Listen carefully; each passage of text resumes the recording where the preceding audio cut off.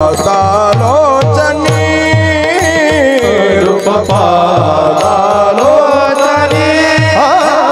रूप पादालोचनी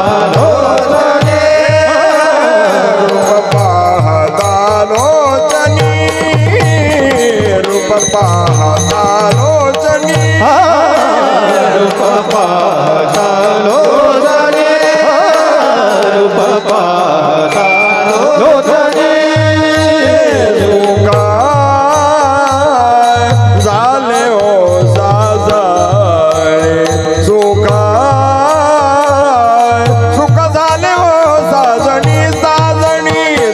विठ्ठल बरवा तुहा माधव बरवा सुखा झाले हो साजने सुखा झाले हो सुख झाले हो साजने तुहा विठ्ठल बरवा तुहा विठ्ठल माधव जोडी बहुत जोगृताची जोडी बहुत जोगृताची जोडी बहुत जोगृताची जोडी म्हणून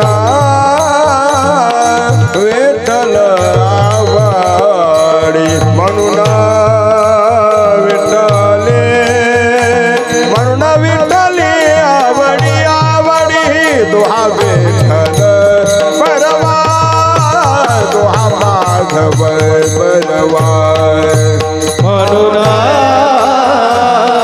विठ्ठले आवडी म्हणून विठ्ठले म्हणून विठ्ठले आवडी तुहा विठ्ठल बरवा तुहा विठ्ठल बरवा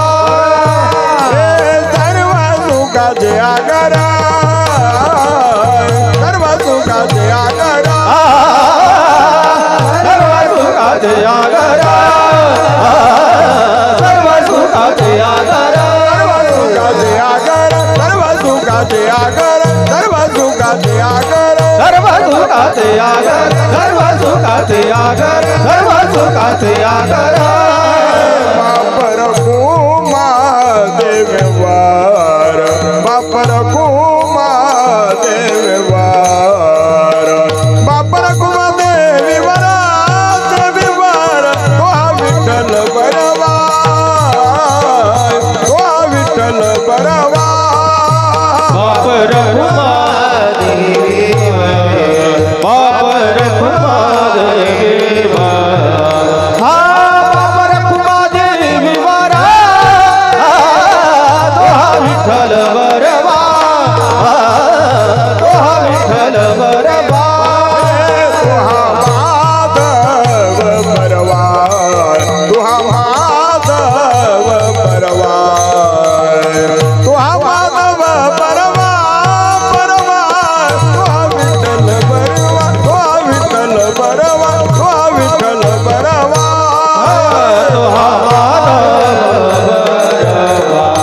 तुहा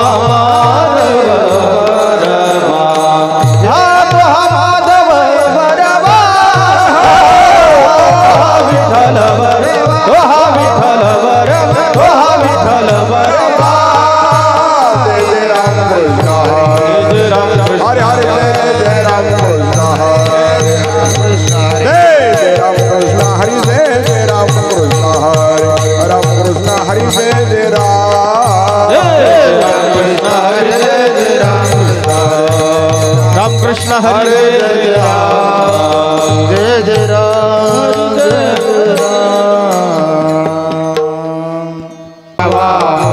तो एक देव करुणी घ्या एक देव करुणी घ्या तेने विना जीवा सुख नोहे बिना जीवा सुख नोहे बिना जीवा सुख नोहे रती माई के दुखाची जननी रती माई के दुखाची जननी रती माई के दुखाची जननी रती माई के दुखाची जननी नाही आदि अंत अवसान नाही आदि अंत अवसान नाही आदि अंत अवसान अविनाश करी आपोले आईसे अविनाश करे आपुले आईसे विनाश करे आपोले अविनाश करे आपुले आईसे लावी मना पिसे गोविंदाचे लावी मना पिसे गोविंदाचे लावी मना पिसे गोविंदाचे रती माई के दुखाची जनी रती माई के दुखाची जननी रती माई के दुखाची जनी रती माई के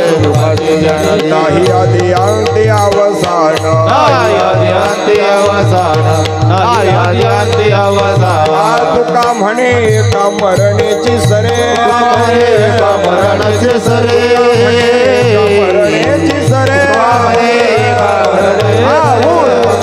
उरे कीर्ती मागे कीर्ती मागे कीर्ती मागे रती माई के दुखाची जनिते माई के दुखाची माई के दुखाची जनिते माई की दुखाची नाही आदि अंत अवसान नाही आदि अंत अवसान नाही आदि अंत अवसान धोपार कुमाई धोपार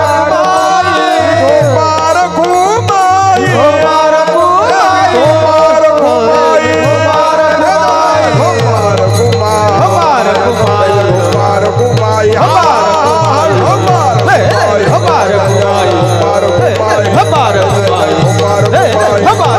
धोपार कुमाई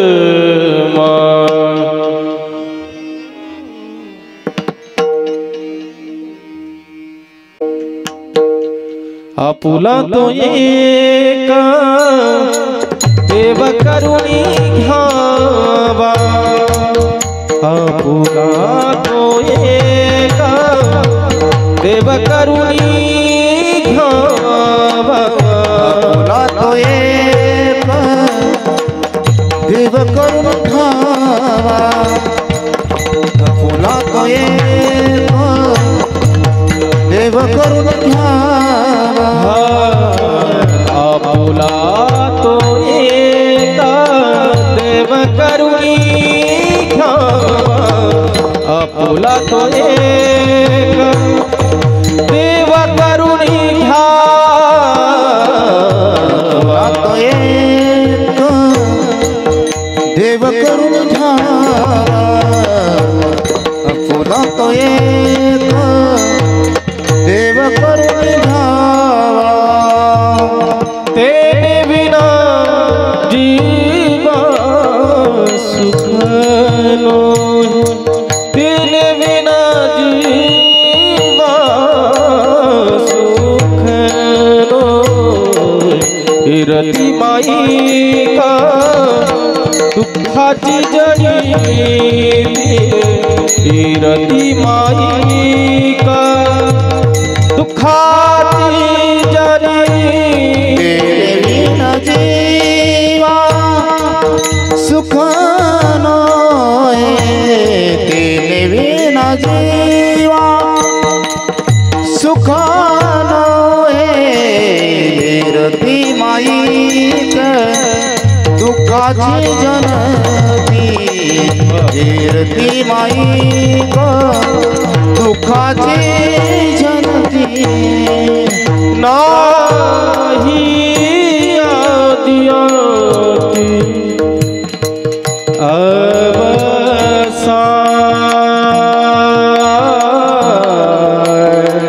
अवसान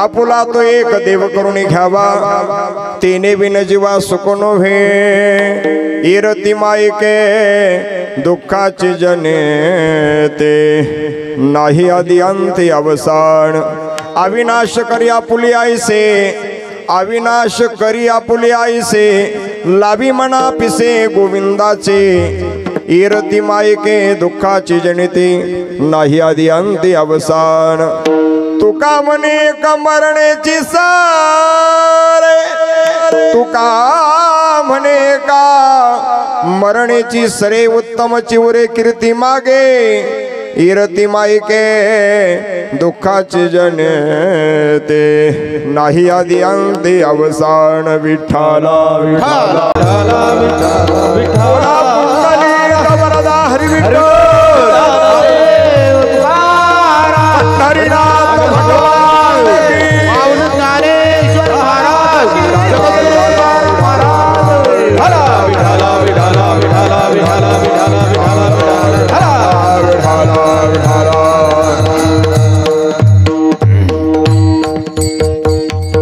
श्रीतम चरण सरोजम सांद्र नीलाबुदाभो जगन हित पाणी मंडन मंडनानाम तरुण तुलसी माला कंदरम कंज नेत्रं सदै धवलहासं विठ्ठलं चिंतयामि पांडुरंग करू प्रथम नमन पांडुरंग करू प्रथम नमन प्रथम नमन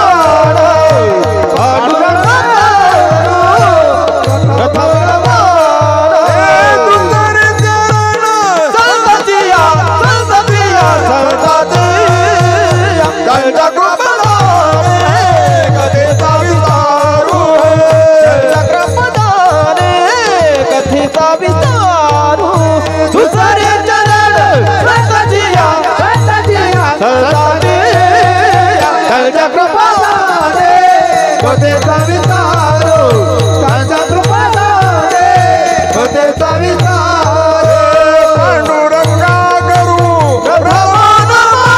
दुसरे चरण संततिया दुसरे चरण संततिया पांडुरंगा करू दुसरे चरण संततिया दुसरे चरण संततिया ओम नमो ज्ञानेश्वरा करुणा करा दयाळा तुमचा अनुग्रह लाधलो पावन झालो चराचरी प्रभु के चरणों में सदा पुनि पुनि करो प्रणाम कभी तुझ फुलो नहीं मेरे प्रियतम श्याम भक्ति भक्त भगवंत गुरु चतुर्नाम वपु एक तिनके पद वंदन करुणा सत विघ्न हर एक जयांचे केले स्मरण होय सकल विद्यांचे अधिकरण तेचे वंदु श्री चरण श्री गुरूंचे तेचे नमस्कारुणी आता मस्तक हे पायावरे मस्तक हे पायावरी मस्तक हे पायावर मस्तक हे वार करे संतांच्या वार करे संतांच्या वार करी संताचा वार करी संताचा वार करी संताचा वार करी संताचा मस्तक हे पायावरी या वार करी संतांचा या वार करी संतांचा या वार करी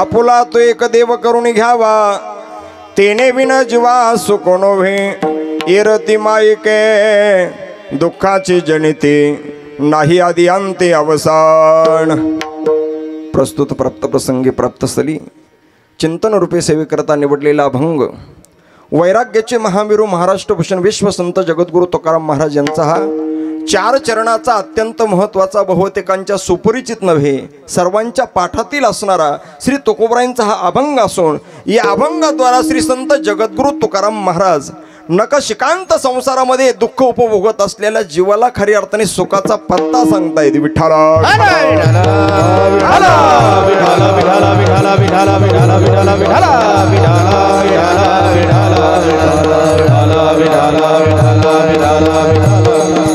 सेवेला सुरुवात करण्यापूर्वी थोडासा परिहार द्यायचा तो म्हणजे असा आपला कार्यक्रम कोणत्या निमित्ताने सर्वांना ज्ञात आहे कैलासवासी विठोबा किसनराव पाटील कोकणे यांना हे लोकाची यात्रा संपून आज जवळजवळ 1 वर्ष पूर्ण होत आलेलं आहे। त्यांच्या प्रथम पुण्यस्मरणाच्या निमित्ताने त्यांच्या असणाऱ्या ऋणातून ऋणमुक्त होण्याकरता संपूर्ण असणारा कोकणे परिवार त्यांचे असणारे सुपुत्र आदरणीय श्री शिवाजीराव विठोबराव कोकणे आप्पाराव विठोबारा कोकणे आणि त्यांच्या मुली आहे सौ चंद्रकलाताई तुकाराम शेटे ताराबाई चंद्रभान वागचौरे मीराबाई दशरथराव वागचौरे त्यांचे असणारे नातवंड आहे मारुतीभाऊ कृष्णाभाऊ शांतारामभाऊ समस्त कोकणे पाटील परिवार आणि त्यांची एक बहीण आहे सौ सिंधुबाई श्रीपतराव कदम समस्त कोकणे पाटील परिवार या परिवाराने कैलासवासी विठोबा काकांच्या ऋणातून ऋणमुक्त होण्याकरिता श्राद्धविधीच्या निमित्ताने ब्रह्मवृंदांच्या उपस्थितीमध्ये पिंडदान विधी, त्याचप्रमाणे भगवंताचं नामस्मरण गुणगान घडावं, कैलासवासी काकांच्या जीवात्म्यात शांती लाभावी, हाच उदात्त हेतू अंतःकरणामध्ये ठेवून आपल्या कार्यक्रमाचं आयोजन आणि नियोजन. विठाला विठाला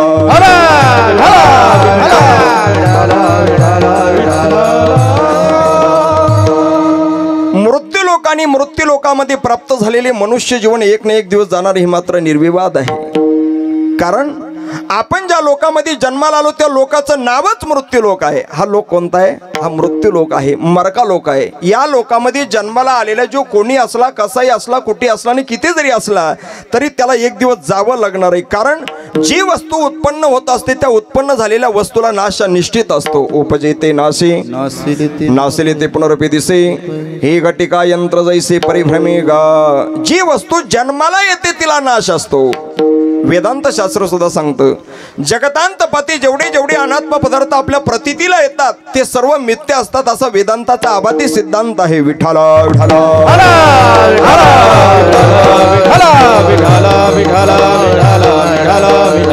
अनात्म वस्तू ही नाशवंत स्वरूपाची असते. आपण देहरूपी संसाराचा जरी विचार केला तर तुम्हाला आत्मा नाम चैतन्य बाजूला केलं की याला काही कवडी मोल किंमत आहे दादा. माणसाच्या पाठीमागे 3 प्रकारे नाश लागलेला आहे. एक स्वभावता नाश आहे, दुसरा परता नाश आहे आणि तिसरा मात्र आश्रय नाश आहे. आयुष्य संपुष्टात आल्यानंतर हे लोकांची यात्रा संपूर्ण निघून जावं लागणं याला शास्त्रामध्ये स्वभावता नाश म्हणतात. ज्ञानोबराय वर्णन करतात, आणि शरीर जात आगवे हे नाशिवंत स्वभावे, म्हणून तू वाचून जावे पंडू कुमारा. शरीर जात आगवे हे नाशिवंत स्वभावे, शरीराचा नाश पाहून हा स्थायी स्वभाव आहे. म्हणून या देहाला आयुष्य संपल्यानंतर निघून जावं लागणं याला शास्त्रामध्ये स्वभावता नाश म्हणतात. विठाला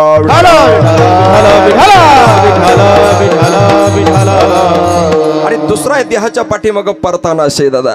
आपल्या देशाचा एखादा वीर जवान देश रक्षणार्थ देशाच्या सीमेवरती लढत असताना प्रतिस्पर्ध्यांच्या हातून चुकून गोळी लागल्या जातील, त्या गोळीद्वारा त्या असणाऱ्या जीवाला प्राणाला मुकावं लागतं याला शास्त्रामध्ये परता नाश म्हणतात. विठ्ठला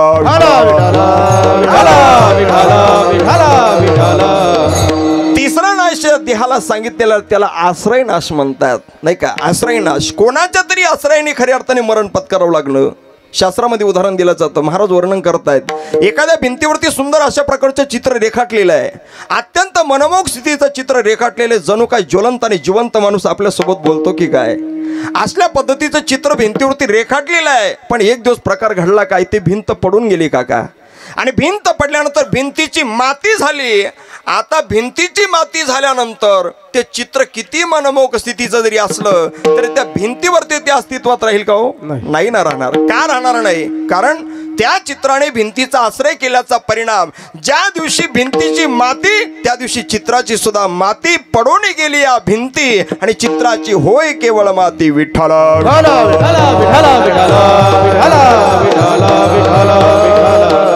मनुष्य जीवन कोणाच्या तरी आश्रयाने लावू लागलं की आश्रयामुळे नाश आहे. वास्तव तर त्याला नाश नव्हता, पण आश्रयामुळे नाश पत्करावा लागतो. 3 प्रकारचा नाश या देहाला सांगितलेला आहे. म्हणजे मरण प्रत्येक जीवाला आहे, जाणं येणं हे मृत्यू लोकाच्या नियमाप्रमाणे घडणार आहे. पण माणसाला मरण कसं हवं याला सुद्धा शास्त्र आहे दादा. चांगलं मरण येण्याकरता माणसाची कर्म चांगली असावी लागतात. चांगल्या कर्माची फळं चांगलीच असतात. जैसे ज्याचे कर्म तैसे फळ देतो रे ईश्वर. वाईट कर्माची फळं वाईट असतात आणि चांगल्या कर्माची फळं ही चांगलीच असतात. विठ्ठला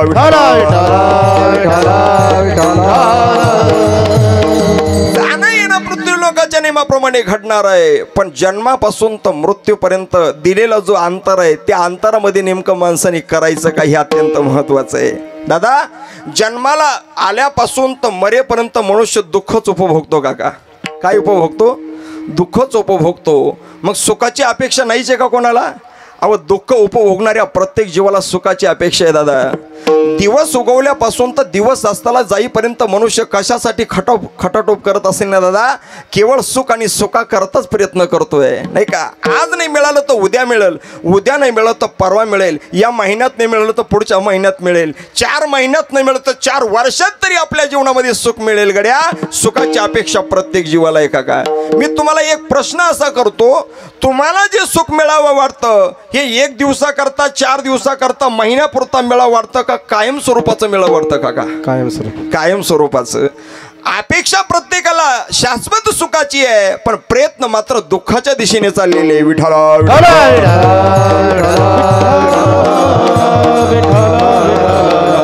आपल्याला जे सुख मिळावं वाटतं ना काका, हे दुःख राहून मिळावं वाटतं का दुःख जाऊन मिळावं वाटतं?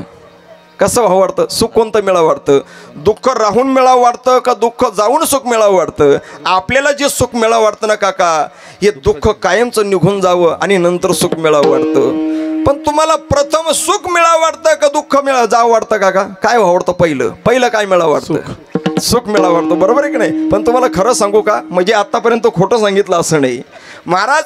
आपल्याला पहिलं सुख मिळावं वाटतं, पण हे बघा, सुख आल्याशिवाय दुःख जीवनातलं जाऊ शकत नाही आणि दुःख गेल्याशिवाय सुख जीवनामध्ये वास्तव्य करू शकत नाही. म्हणजे याचा अर्थच असा आहे, दुःखाचं जाणं म्हणजे सुखाचं येणं आणि सुखाचं येणं म्हणजे दुःखाचं जाणं. विठ्ठला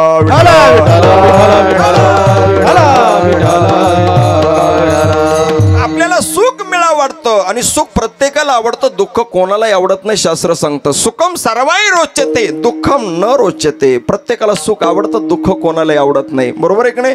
पण जिथं सुख आहे तिथं आपण सुखाची अपेक्षा करत नाही आणि नकशिकांत दुःख जिथं भरलेले तिथं सुखाची अपेक्षा करून असणारी अपेक्षा जीवनातली पूर्ण होत नाही दादा, बरोबर आहे की नाही? आपण सुख कुठे शोधतो माहिती का? जिथं नकशिकांत दुःख भरलेलं आहे, म्हणजे माईक मिथ्या पदार्थामध्ये आपण सुखाची अपेक्षा करतो आणि शाश्वत स्वरूपाचं सुख ज्या ठिकाणी दडलंय ना, आजपर्यंत आपण तिथं अपेक्षा केली नाही सुख मिळावं म्हणून, बरोबर आहे की नाही? आपलं नेमकं दुकान नंबरच चुकलेला आहे. काय चुकलाय? दुकान नंबर चुकलेला आहे. ज्या दुकानामध्ये सुख मिळतं तिथं आपण अपेक्षा आजपर्यंत केलीच नाही आणि जिथं दुःख आहे तिथं सुखाची अपेक्षा केल्याशिवाय आपण आजपर्यंत थांबलो नाही ना काका. विठ्ठला विठ्ठला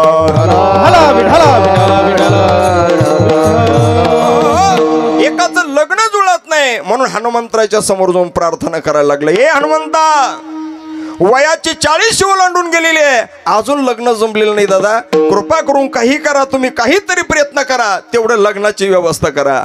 हनुमंतराय म्हटले, बाबा अरे माझंच लग्न झालं नाही, मी गावाच्या कोपऱ्याला अंगाला शेंदूर लावून बसलेलो आहे, हा माल आपल्या दुकानातच नाहीये, तर तुला मिळणार कसा? जा मर्यादा पुरुषोत्तम रामचंद्राकडे. विठ्ठला विठ्ठला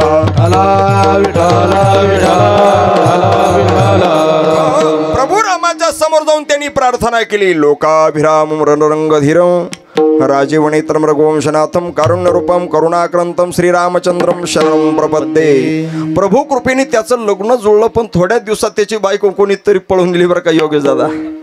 बायको पळून गेल्यानंतर ते एवढं चिंतायुक्त झालं, आता कुठे शोध घ्यावा या पत्नीचा. पळत पळत पळत पळत पुन्हा ते मर्यादा पुरुषोत्तम रामचंद्राच्या समोर जाऊन आणि उभं राहिलं आणि प्रभूला पुन्हा प्रार्थना केली. प्रभू जसं जुळवलं तशी ती पळून नेली, तिचा शोध लावण्याकरता काहीतरी पर्याय सांगा. प्रभू रामचंद्र म्हटले, बाबा जो माल ज्या दुकानात मिळतो त्याच दुकानात जावं लागतं. माझीच बायको एका राक्षसाने पळून नेली, तिचा शोध मला लावता आला नाही, तर तुझ्या पत्नीचा शोध मी लावू तरी कसा? हा माल आपल्या दुकानातच नाही दादा. जा हनुमंतरायकडे. जेणे सीता शोध केली, राम सीता भेटविली, ऐसा मारुती उपकारी तो का लोळे चरणावरी. विठ्ठला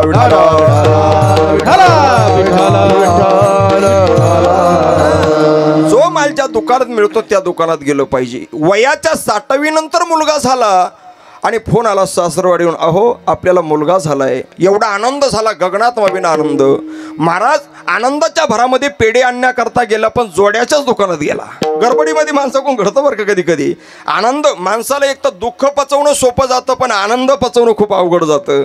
महाराज पळत गेला आनंदाच्या भरामध्ये आणि जोड्याच्याच दुकानात गेल्या, पेढ्याच्या दुकानात गेला नाही आणि जोड्याच्या दुकानदाराला म्हणू लागलो, हो मला 60 वर्षांनी मुलगा झालाय, 5 किलो पेढे द्या म्हटले. दुकानदार म्हटला, ओ हे पेढ्याचं दुकान नाही, हे जोड्याचं दुकान आहे. अहो म्हटले नगदी पैसे घ्या पण 5 किलो पेढे द्या. दुकानदार म्हटला जोडा उधार घेऊन जाय पण पेढे तुला नगदी मिळणार नाही. हा, दुकान पेढ्या जोड्याचं आहे, तू अपेक्षा करतो पेढ्याची.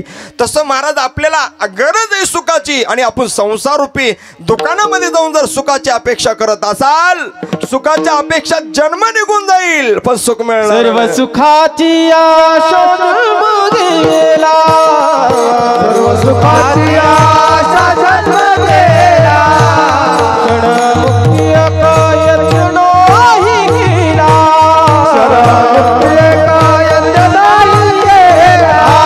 हिटला दिशाशीन पावला, माया विष्टीला जीव माझा.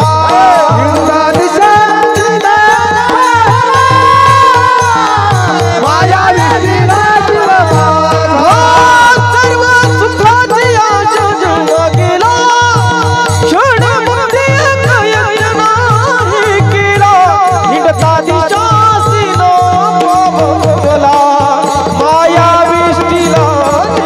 माझा. सर्व सुखाची आशा जन्म गेला, क्षणमुक्ती कायतनोही गेला. हिटला दिशाशीन पावला, माया विष्टीला जीव माझा.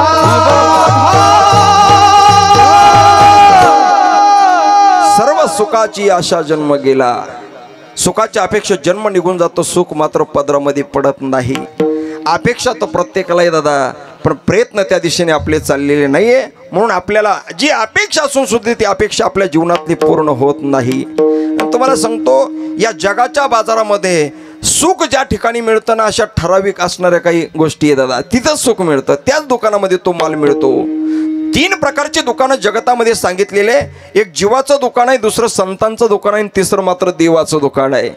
ज्या दुकानामध्ये केवळ दुःख आणि दुःखच मिळतं ते तुमचं आमचं हे जीवाचं दुकान आहे दादा. सांगा ना तुम्ही, एक जीव दुसऱ्या जीवाच्या समोर जाऊन जर याचना करू लागला ना, 1-2 पैसा द्यावो धर्माला, आशीर्वाद लागेल तुमच्या मुलाले कराला. एक भिकारी दुसऱ्या भिकाऱ्याच्या समोर जाऊन याचना करू लागला, 1-2 पैसा दे दादा, तुझ्या मुलाला बाळाला आशीर्वाद लागेल. तो काय म्हणेल, भिकारी, अरे तूही भिकारी आहे आणि मी तुझ्यापेक्षा महाभिकारी आहे.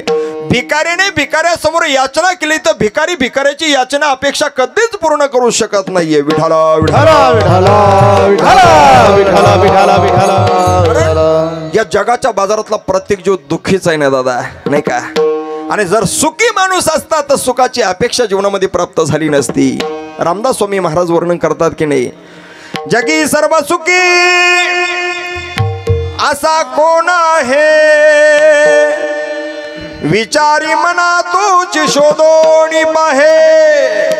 कोण सुखी जगाच्या बाजारामध्ये? जो देखे सो दुखिया बाबा, सुखिया कोई नहीं रे. जो देखे सो दुखिया बाबा, सुखिया कोई नहीं रे. जो देखे सो दुखिया बाबा, सुखिया कोई नहीं रे. जो देखे सो दुखिया बाबा, सुखिया कोई नहीं रे. राजा दुखिया, प्रजा दुखिया,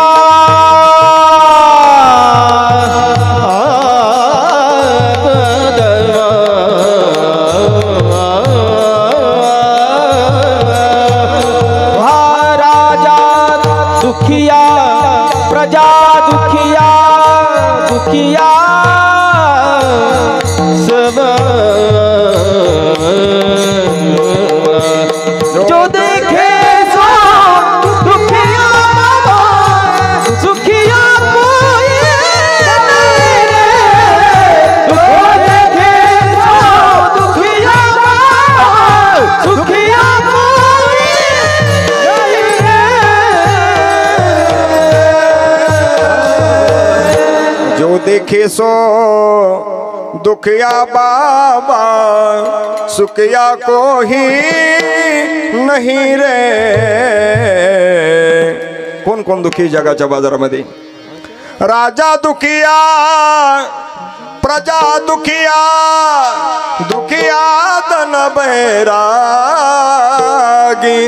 दुख के कारण शुकदेव ने उदरी माया त्यागी रे।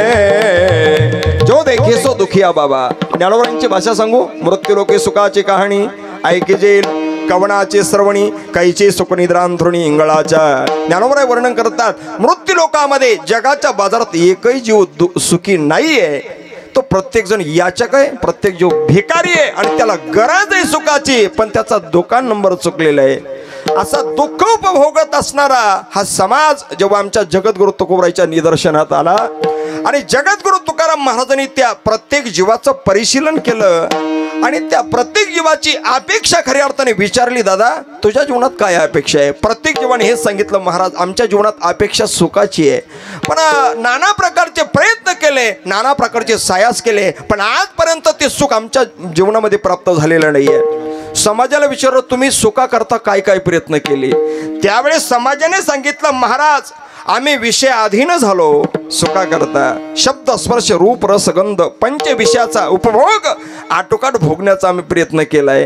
तेव्हा जगद्गुरु तुकाराम महाराज आदी करून संत म्हटले, दादा तू ज्या सुखाकरता ज्या गोष्टीचा संग जीवनामध्ये केला, अरे ती गोष्ट फक्त सुखाभास करून देणारी आहे, शाश्वत स्वरूपाचं सुख प्रदान करणारी नाहीये। विठाला विठाला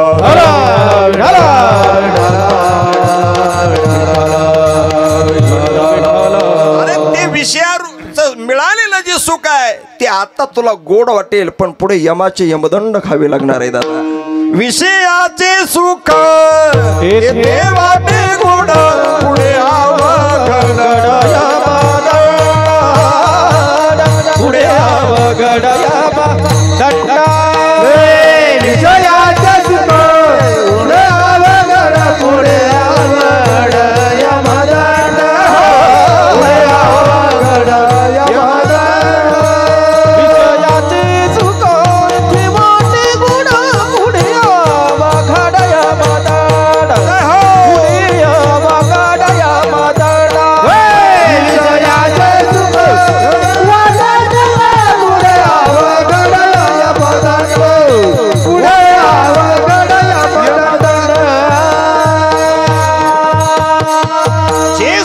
उपभोगतात ना ते सुख नसून तो सुखाभास आहे।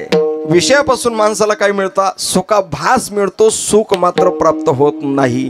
ठीक आहे महाराज, आम्ही विकाराचा आनंद जीवनामध्ये लुटण्याचा प्रयत्न केला नाही का? काम क्रोध मद मत्सर अहंकार या गोष्टी आम्ही आनंदा करता खऱ्या अर्थाने जीवनामध्ये साधल्यात, पण महाराज म्हणतात अरे विकारांची बाधा ज्या जीवाला आहे तो जीव मेला तरी सुखी होणार नाहीये। आणि विषयाधीन आणि व्यसनाधीन जो मनुष्य झाला, सुखाकरता मनुष्य सगळ्या प्रकारच्या गोष्टी करतो दादा। व्यसन करतो, व्यसन का शोक आणि कुत्ते की मौत, कुत्र्याच्या मौतीने मरावं लागतं, पण सुख पदरामध्ये पडत नाही।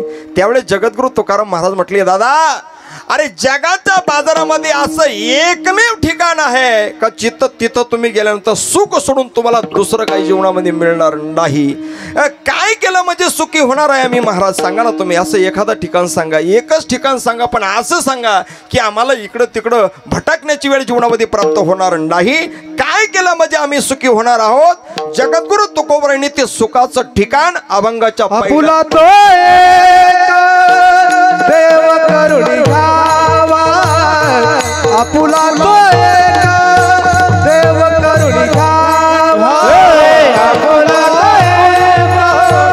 देव करुणी घ्यावा, आपुला देव करुणी घ्यावा, आपुला देव करुणी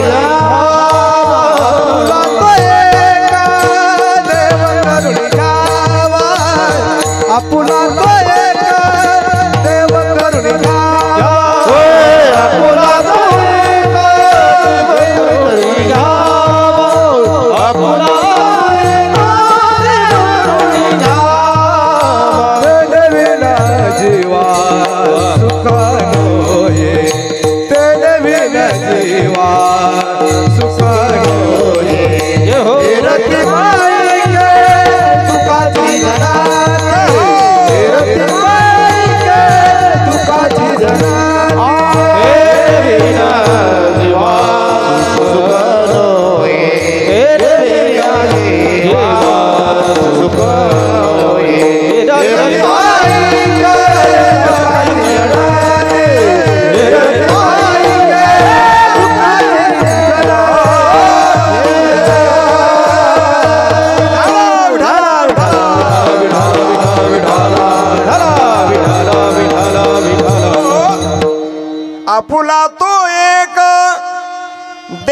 करून घ्यावा.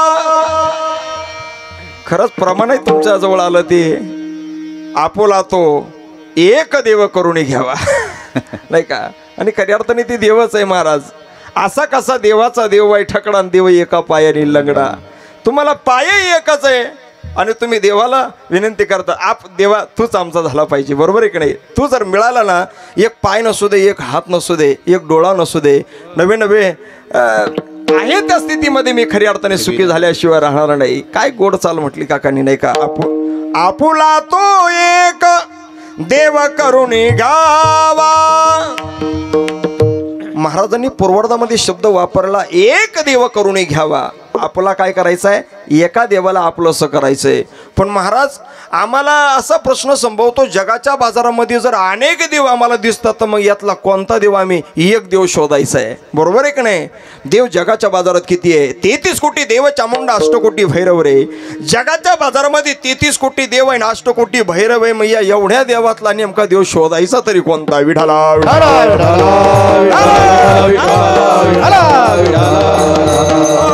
अनेक भक्त आम्ही बघितले महाराज अनेक देवतेंची उपासना करतात. तसा आमचा वार बदलला की देव आमच्या डोळ्यासमोर येतो ना. सोमवार आला की आम्ही भगवान शंकराची उपासना करतो. शिव भोळा चक्रवर्ती त्याचे पाय माझे जित्ते वाची बदता शिवनाम तयान बादी क्रोधकाम. सोमवार गेला की मंगळवार येतो ना महाराज. मंगळवारी आमचा देव आहे. अनादि निर्गुण प्रगटली भवानी. अनादि निर्गुण प्रगटली भवानी. अनादि निर्गुण प्रगटली भवानी. अनादि निर्गुण प्रगटली भवानी. ओ महिषासुर मर्दना लागो. ओ महिषासुर मर्दना लागो. ओ महिषासुर मर्दना लागो.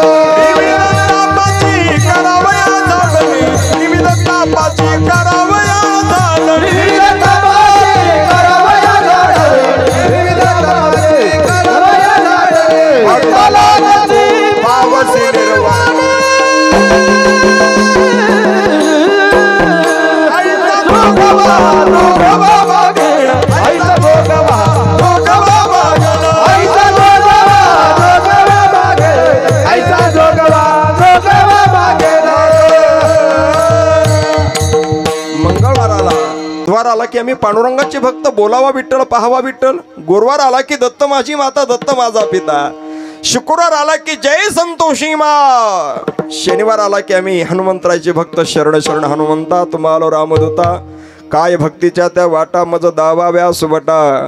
रविवार आला की अहम वाग्या सोम वाग्या प्रेमनगरा वारी आणि सावध होणी भजनी लागा देव करा काही वारी. मल्हारीची वारी माझ्या मल्हारीची वारी. मल्हारीची वारी माझ्या मल्हारीची वारी. मल्हारीची वारी माझ्या मल्हारीची वारी. मल्हारीची वारी माझ्या मल्हारीची वारी. मल्हारीची वारी माझ्या मल्हारीची वारी. मल्हारीची वारी माझ्या मल्हारीची वारी. मल्हारीची वारी माझ्या मल्हारीची वारी. मल्हारीची वारी माझ्या मल्हारीची. रविवारी आम्ही खंडेरायाचे भक्त बनतो. पुन्हा सोमवार आला. असे अनेक भक्ती करणारे भक्त आम्ही पाहिलेत महाराज. पण सुख मिळालं का नाही मिळालं आम्ही त्यांना आजपर्यंत विचारलं नाही. अनेक प्रकारचे देव जगाच्या बाजारात आहे. मग आम्ही कोणत्या देवाची उपासना करायची, आम्ही कोणता देव आपला असा करून घ्यायचा. त्यावेळेस संतांनी सांगितलं अरे बाबा जगाच्या बाजारात देव हा एकच आहे. फक्त त्याच्या प्रतिमा भिन्न भिन्न अशा स्वरूपाच्या आहे. त्याचे अवतार भिन्न आहे. अवताराच्या राशी तो हा उभा विटेवरी किंवा अनंत रूपे अनंत वेशे देखिले म्या त्यासी. बापर खुमा देवीवर खुन बाणले कैसे. अनेक रूपाने तो परमात्मा नटलेला आहे. त्याचे रूप अनेक आहे. एका सर्वत्र जगभरामध्ये तो परमात्मा भरून उरलेला आहे आणि नाना पद्धतीतून नटलेला. देव नटला नाना परी देवा नटला नाना परी देवा नटला नाना परी देवा नटला नाना परी देवा नटला नाना परी देवा नटला नाना परी देवा नटला नाना परी देवा नटला नाना परी. भरुनी उरला चराचरी भरुनी उरला चराचरी देवा नटला नाना परी देवा नटला नाना परी देवा नटला नाना देवा नटला नाना परी नटला नाना परी देव नटला नाना परी देव नटला नाना परी देव नटला नाना परी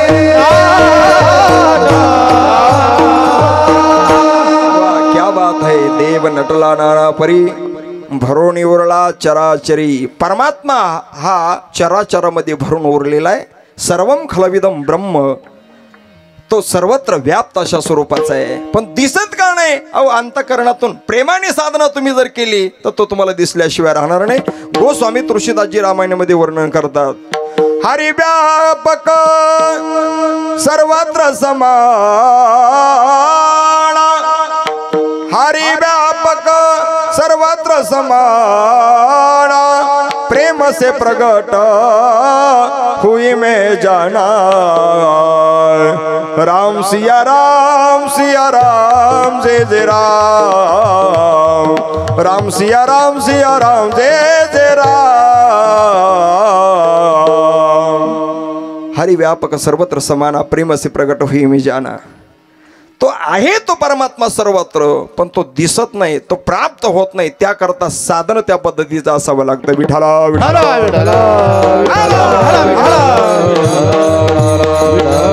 एको देव सर्वभूतेषु गुणः सर्वव्यापी सर्वभूतांतरात्मा सर्वाघटी राम देहादे एक सूर्यप्रकाशक सहस्ररश्मी. परमात्मा हा एकच आहे. हजार घट मांडले. ज्ञानोबराय म्हणतात 1000 घटामध्ये पाणी भरलेलं आहे. सूर्य उगवल्यानंतर किती घटामध्ये त्याचं प्रतिबिंब दिसतं काका? किती घटामध्ये? 1000ही घटामध्ये दिसतं की नाही? मग सूर्य एक आहे का अनेक आहे? सूर्य एकच आहे. एक सूर्याचं प्रतिबिंब 1000 घटामध्ये जसं दिसतं तसं सर्वाघटी राम देहादेही एक. परमात्मा एकच आहे. त्याचे रूप अनंत आहे महाराज, नाही का? तो अनेक रूपाने खऱ्या अर्थाने नटलेला आहे. या देवापैकी तुम्ही कोणताही देव आपल्या जीवनामध्ये निवडा आणि भक्तीद्वारा त्याला आपुलस करा. निश्चित दुःख निवृत्तीपूर्वक सुखाची प्राप्ती झाल्याशिवाय राहणार नाही. विठ्ठला विठ्ठला.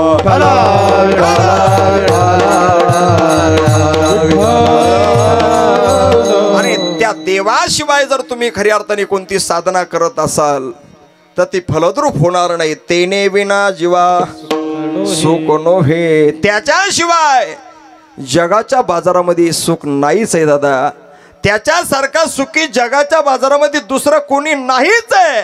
माझा पांडुरंगा सारी गातो, माझा पांडुरंगा सारी गातो, माझा पांडुरंगा सारी गातो, माझा पांडुरंगा सारी गाते.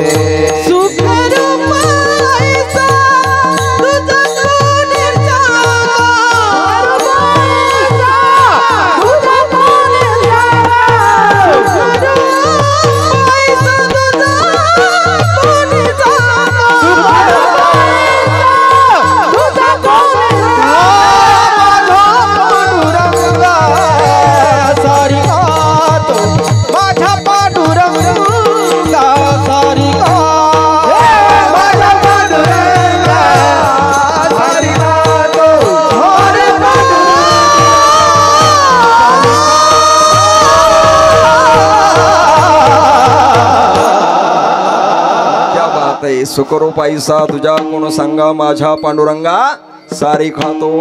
माझ्या पांडुरंगा सारखा दुसरा सुखरूप कोणी आहे सांगा तुम्ही? ऐसा कोणी सांगा. अरे तेने विन जीवा सुख नव्हे.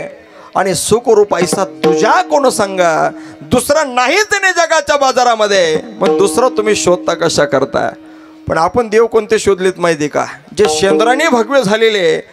अरे ज्या देवाला स्वतःची पोटाची खळगी भरवण्याची पंचायत आहे अशा देवाची उपासना करून तुमचं जीवन सुखी बनेल कसं महाराज? सेंदरी हेंदरी दैवते कोणती पूजी भूते खेते आणि आपुण्या पोटाची रडते मागती सीते अवदान. विठ्ठला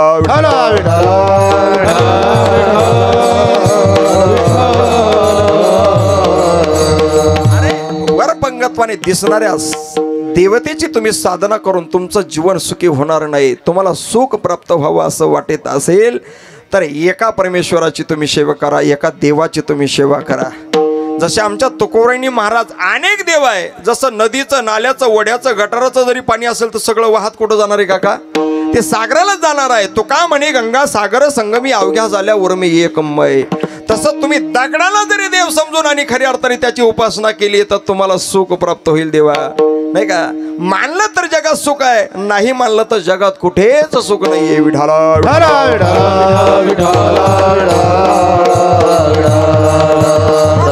एक देव आहे, सर्व प्रतिमा भिन्न आहे. कोणताही देव तुम्ही शोधा आणि त्याची साधना करा, निश्चित महाराज तुमचं जीवन सुखी झाल्याशिवाय राहणार नाही. आपुला तो एक देव करून घ्यावा आणि तेने विन जीवा सुख नव्हे. महाराज त्या देवाशिवाय आम्ही ज्या काही साधना, आम्ही जे काही खटाटोप करत असाल तर त्या खटाटोपाने आमचं जीवन सुखी होणार नाही का? अरे या देवतेच्या पलीकडे असणारी जे काही साधनं तुम्हाला सोपे वाटत असतील ना, सुखा करता असं अपेक्षित असाल ना तुम्ही, तर ते सगळं अनात्म आहे आणि ते माईक आहे. आणि माईक पदार्थाचं दुःख देणं स्थायी स्वभाव आहे, ते तुम्हाला कधीच सुख देऊ शकणार नाही. अभंगाच्या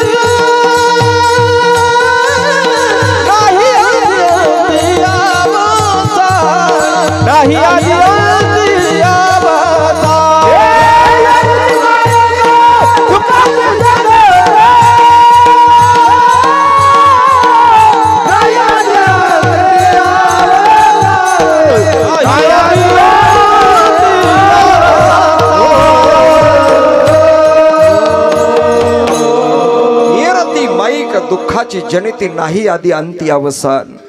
देवाशिवाय जी असणारी साधना आणि जी उपासना ज्याची तुम्ही करू पाहतायत ना, जे साधनाद्वारा साधनाजवळ सुखाची अपेक्षा करतात ना, ते साधना कशी आहे महाराज वर्णन करतात. येरती माईक दुःखाची जनिती. ते माईक पदार्थ आहे. माईक शब्दाचा अर्थ होतो मिथ्या, आणि मिथ्या पदार्थ हा दुःखजन्य असतो, नाही का? आपण संसाराकडे बघत असताना माईक म्हणून बघतो दादा. हा कसा आहे संसार? संत म्हणतात हा संसार माईक आहे, हा संसार लटका आहे, हा संसार फलकट आहे, हा संसार मिथ्या आहे, हा संसार माईक आहे. येरती माईके दुःखाची जनिती. ते माईक पदार्थ दुःखजन्य असतात, दुःखाला जन्म देणारे असतात. म्हणून संतांनी माईक पदार्थाची जीवनात कधीच अपेक्षा केली नाही महाराज, नाही का? संत वर्णन करतात महाराज, आणि कन लागे माईक पदार्थ तेथे माझे अर्थ नको देवा. हे देवा, माईक पदार्थ आमच्या जीवनामध्ये कधीच प्राप्त होऊ देऊ नको. त्या वस्तूची प्राप्ती जीवनात झाली तर आमचं जीवन दुःखी बनेल. त्याकरता जिथं सुख आहे त्याची अपेक्षा आम्ही केलेली आहे. संत स्वतः ती अपेक्षा करतात आणि संपूर्ण जगत सुखी व्हावं हा समष्टी भाव संत अंतःकरणातला व्यक्त करतात आणि सांगतात, दादा विश्वाच्या मालकाला तुम्ही आपलंसं करून घ्या. माईक ना मिथ्या पदार्थाच्या नादाला लागू नका. विठाला संसार हा मुळातच दुःख रूप आहे. अरे ज्याचं मुळच दुःखाने भरलंय त्याचा कळस कधी सुखाचा होणार आहे. संसार दुःख मुळ चौकडे इंगळ, विश्रांती नाही कोठे रात्रंदिवस तळमळ. संसार कसा आहे महाराज, कधी सुख दिल्यासारखं करतो तर कधी दुःख दिल्यासारखं करतो. संसारात हा दोन पद्धतीचं वर्णन केलेलं संसाराचं. जसं बोरीला काटे किती प्रकारचे असतात दादा? बोर माहिती आहे तुम्हाला? बोराचा सीझन आहे आता. त्याला दोन प्रकारचे काटे असतात. एक सरळ असतो आणि दुसरा वाकडा काटा असतो. काका वाकडा काटा म्हणत असतो दादा संसाराची सुख आहे त्याची संगती केल्याशिवाय कळणार नाही. पण जो उभा असतो ना तो टोचत असतो, दादा याच्या नादाला लागू नको. या वाकड्याने अनेक लोक वाकडे केले, मेले तरी सरळ होईत ना दादा. ओ चित्या रचायच्या वेळेला सुद्धा ते सरळ होईनात. अशी प्रकारची स्थिती जीवनामध्ये या असणाऱ्या काट्याने कडून दिले. तो त्याचा काटा काढल्याशिवाय राहत नाही दादा.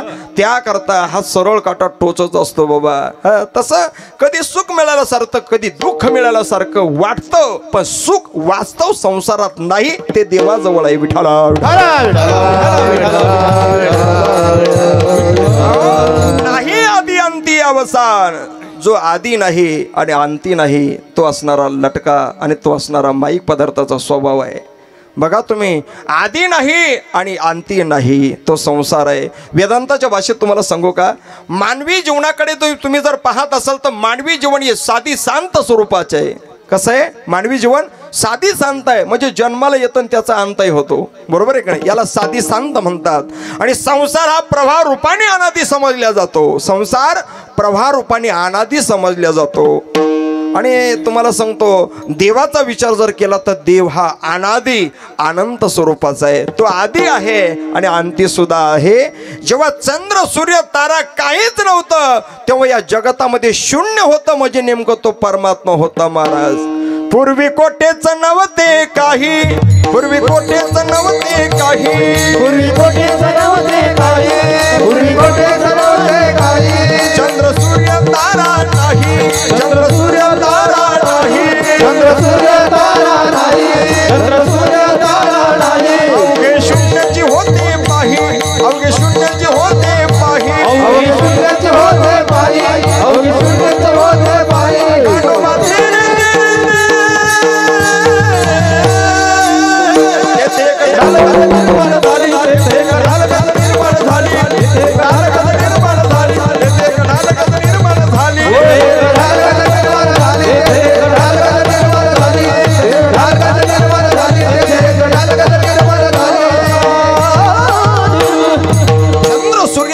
काहीच नव्हतं, शून्य होतं, नाम परमात्मा होता. बरोबर आहे का नाही? एक जणाच्या मुखातून मी असं ऐकलं, तेथे एक हलकट निर्माण झाली.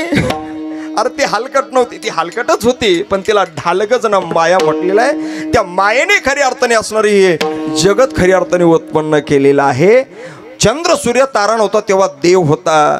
आणि महाराज तो आताही आहे आणि पुढे सुद्धा राहणार आहे. जोपर्यंत चंद्र सूर्य आहे तोपर्यंत देव राहणार असं नाही. जोपर्यंत देव आहे तोपर्यंत चंद्र सूर्य अस्तित्वात आहे. तो आधी होता म्हणजे आताही आहे आणि पुढं भविष्यात सुद्धा तोच राहणार आहे. आणि खऱ्या अर्थाने असा अनादी अनंत स्वरूपाचा परमात्मा आहे. आणि तो आपुलासा केला तर जीवन सुखी आहे. आणि माईक पदार्थाच्या नादाला लागला तर ते नाही आधी अंती अवसान. महाराज ठीक आहे, तुम्ही म्हणतात त्या गोष्टी आम्ही अनुकरणामध्ये आणण्याकरता तयार आहोत. तुम्ही म्हणता ना देवाला आपुलसं करा, ठीक आहे महाराज. पण काय साधन केलं म्हणजे तो देव आम्हाला आपुलासा होईल. आणि दुसरी महत्त्वाची गोष्ट सांगू का, देवाचं जसं स्वरूप आहे त्या पद्धतीची स्वरूपाची प्राप्ती आम्हाला त्या साधनाद्वारा होईल का महाराज?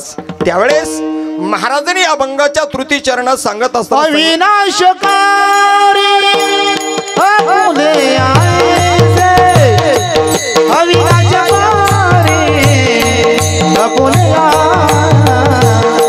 अविनाशकारी आपुले Ayse, अविनाशकारी आपुले Ayse.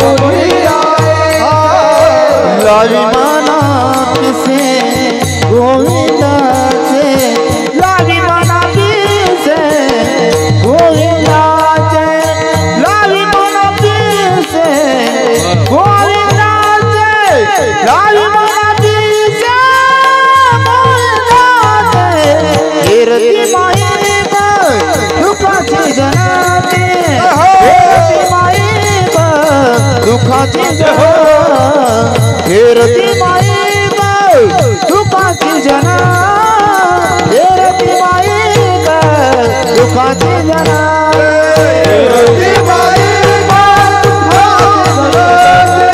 कीर्ती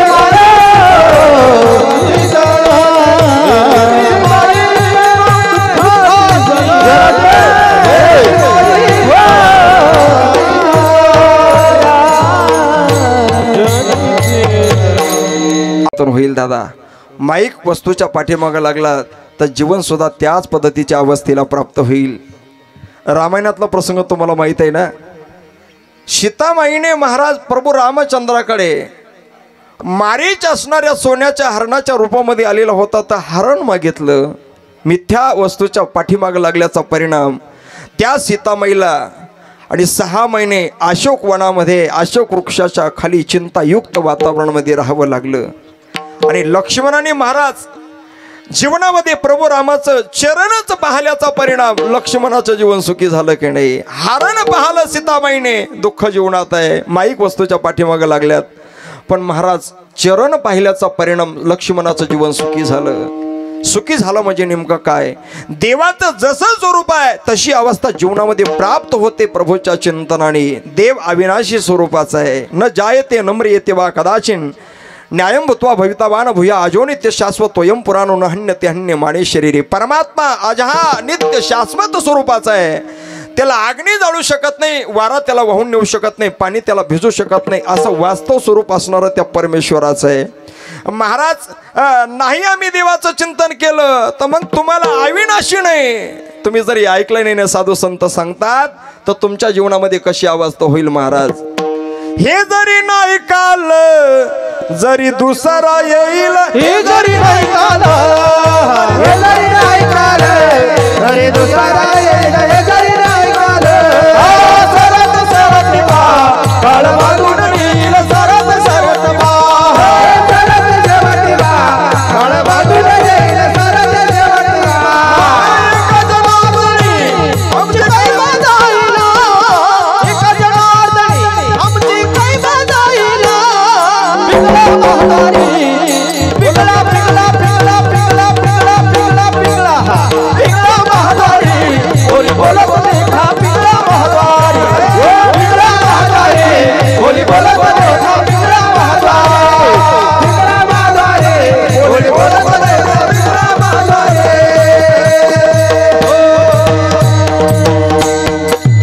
हा पिंगळा म्हटलं महाराज जीवनामध्ये आनंदच आहे नाही का महाराज. हे जरी नाही काल जरी दुसरा येईल, हे जरी नाही काल जरी दुसरा येईल. दुसरा कोण, सरती शेवटी बा काळ बांधून नेईल, सरती शेवटी बा काळ बांधून नेईल. एका जनार्दनी आमचे काय बजाईल. पिंगळा पिंगळा पिंगळा पिंगळा पिंगळा महाद्वारी बोली बोलो तो देखा, पिंगळा महाद्वारी बोली बोलो तो देखा. सगळ्या पिंगळा फमलाय आता नाही का महाराज.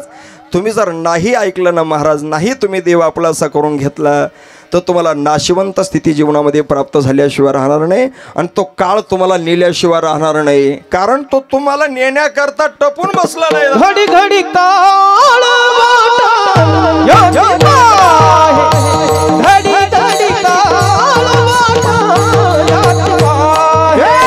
घडी घडी काळ याची बाई घडी घडी काळ वाटा याची बाई घडी घडी काळ वाटा याची बाई घडी घडी काळ वाटा याची बाई घडी घडी काळ याची बाई घडी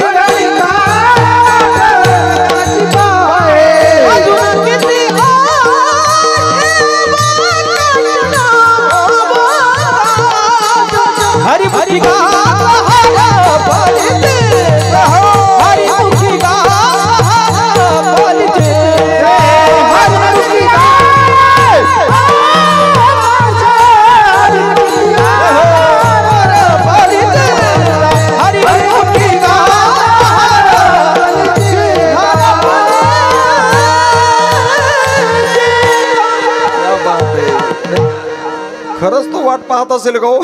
महाराज वर्णन करतात. महाराज गणोगडी काळ वाट याची पाहे, अरे पाहत उंदीर घेऊन जाय बोका तैसा काळ लोकांनी येत असे. क्षणाचा भरोसा नाही या देहाला कधी काळ घेऊन जाईल दादा, सांगता येत नाही.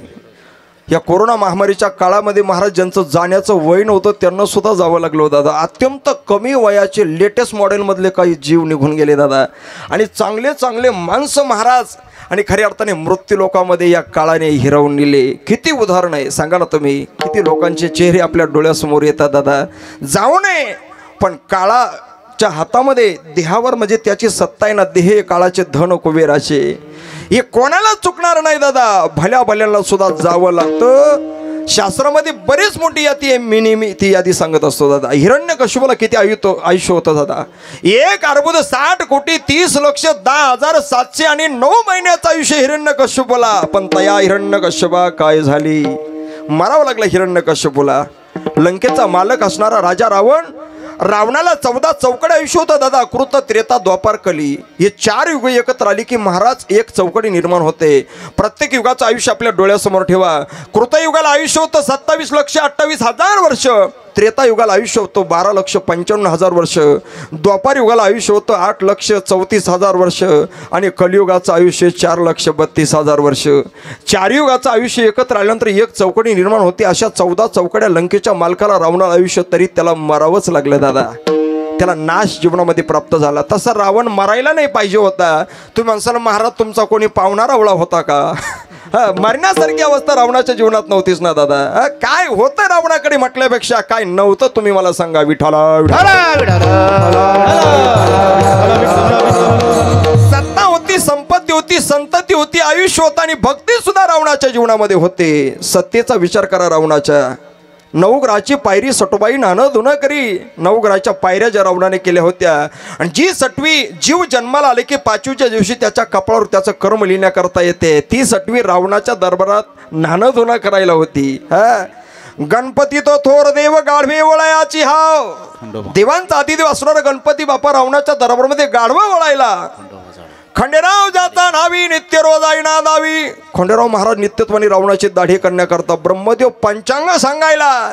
हे सगळे देव ज्या रावणाच्या दरबारात राबत होते का सामान्य माणूस होता का दादा? त्याला सुद्धा महाराज नाही अविनाशी बनता आलं. त्याला मारावं लागलं. अयोध्येचा सम्राट राजा दशरथ 99,000 वर्ष आयुष्य होतं. 3 पत्न्या होत्या. ब्रह्मांडाला शोभणारी 4 सुपुत्र जन्माला घातलेली होती. पण त्याही अयोध्येच्या सम्राटाला राजा दशरथाला आपल्या पुत्राच्या वियोगाने 6 वेळा राम राम म्हणून आपल्या देहातून प्राण सोडावा लागला. असे अनेक उदाहरणे जगाच्या बाजारात आहे. मार्कंडे ऋषीला 14 कल्प आयुष्य होतं काका. तरी मार्कंडे ऋषीचं 14 कल्प आयुष्य संपल्यानंतर रोमहर्ष नावाच्या ऋषीच्या अंगाचा एक केस गळून पडतो. मार्कंडे ऋषीला 14 कल्प आयुष्य असताना मरावं लागलं. आणि मार्कंडे ऋषीचं 14 कल्प आयुष्य संपल्यानंतर रोमहर्ष नावाच्या ऋषीच्या अंगाचा एकच केस गळून पडत होता. माणसाच्या शरीरावर किती केस आहे आजपर्यंत मोजलेत का तुम्ही? आणि मोजायच्या भानगडीत पडू नका. आमचं भागवत सांगतं 3.5 कोटी केस माणसाच्या शरीरावर आहे. मार्कंडे ऋषीचा 14 कल्प आयुष्य संपल्यानंतर रोमहर्ष नावाच्या ऋषीच्या अंगाचा एक केस गळून पडतो. आणि रोमहर्ष नावाच्या ऋषीच्या अंगावरचा एक केस गळून पडला की बकादलव्य नावाच्या ऋषीचा एक निमिष होतो. डोळ्याची पापणी लवते न लवते. महाराज या भल्या भल्यांना मृत्यू लोकांमध्ये थांबता आलं नाही. मोठमोठे अवतारी पुरुष असून सुद्धा हेरते पामारा जीवा कीर्ती. हेरते पामारा जीवा कीर्ती. हेरते पामारा जीवा कीर्ती. हेरते पामारा जीवा कीर्ती. मायथे उरुणोही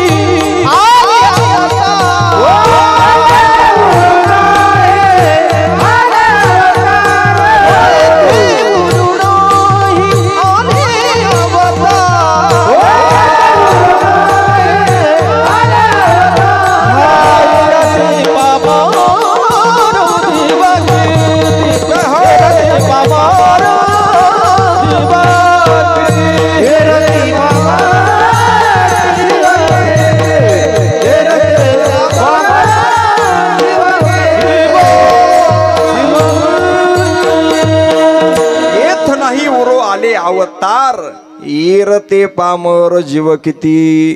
ही अवतारी पुरुष सुद्धा मृत्यू लोकांमध्ये थांबू शकले नाही. कोणाकोणाला मरावं लागलं. 9 भी मर गए, 10 भी मर गए, मर गए सहस्राठ्या. 9 भी मर गए, 10 भी मर गए, मर गए सहस्राठ्या. 33 कोटी देवता मर गए, बड़ी काल की फांसी. 33 कोटी देवता मर गए, बड़ी काल की फांसी. 33 कोटी देवता मर गए, बड़ी काल की फांसी.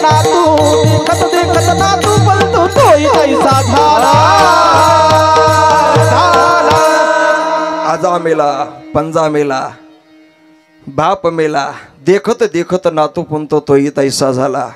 फार मोठी यादी शास्त्रामध्ये सांगितलेली दादा. हे सगळे मरक्या स्वरूपाची आहे. सगळ्याला मरावंच लागलं ना दादा. मग आम्ही सुद्धा मरणाऱ्याच्या यादीत आहे ना. मग तुम्ही सांगितलेलं साधनाचं अवलोकन करून आम्ही अमर होणार आहोत का. महाराज म्हणतात सामर्थ्य सांगतो तुम्हाला, तो निश्चित आहे. ते परमेश्वराची स्वतःची स्थिती आपल्याला देण्याकरता तयार आहे. अविनाश करी आपुली आईसे. पण तुम्हाला एक काम करावं लागेल. लावी मना पिसे गोविंदाचे. तुमच्या असणाऱ्या मनाला गोविंदाचं पिस लावावं लागणार आहे दादा. माझ्या मनाला गो छंद नित्य गोविंदा गोविंदा. माझ्या मनाला गो छंद. गोविंदाचं असणारं वेड पिस मनाला लावावं लागणार आहे. गोविंद गोविंद गोविंद गोविंद गोविंद गोविंद गोविंद गोविंद गोविंद गोविंद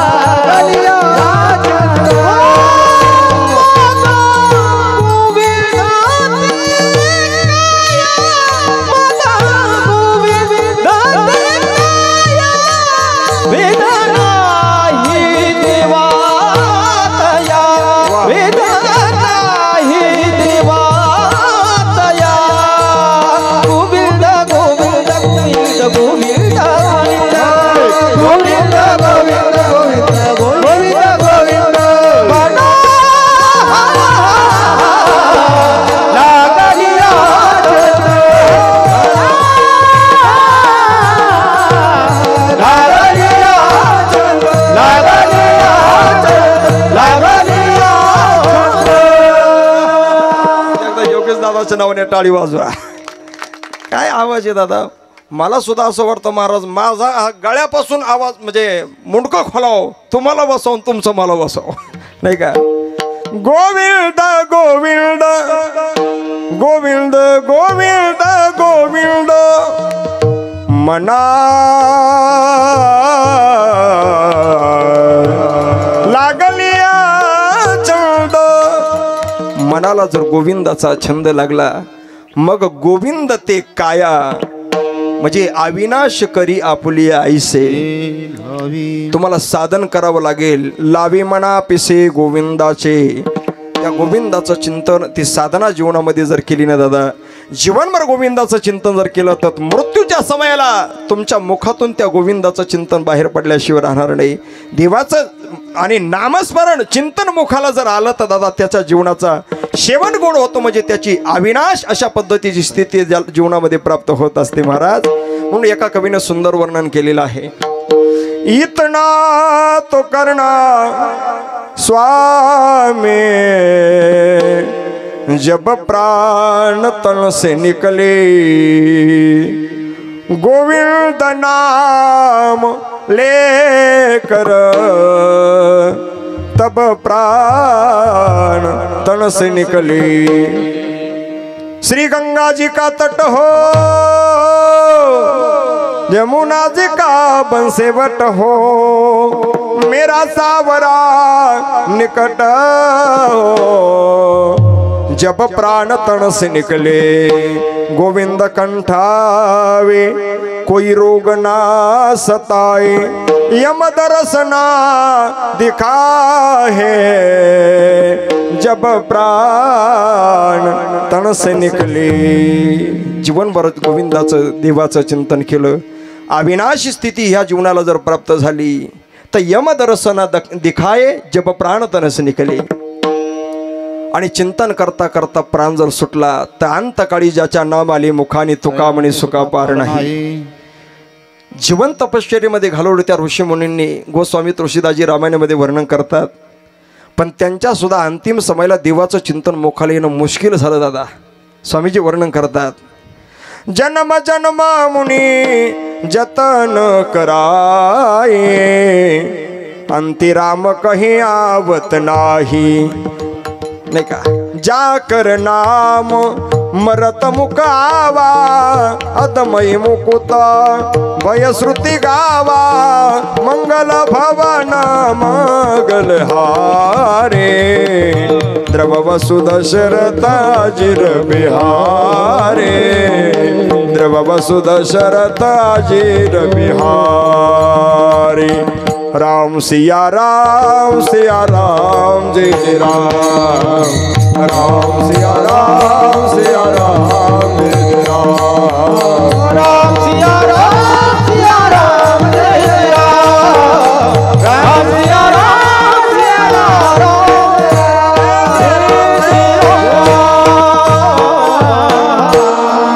जन्म जन्म मुनी जतन कराय, अंतिराम कह्यावत नाही, जाकर नाम मरत मुकावा, अधमय मुकुत भयश्रुती गावा.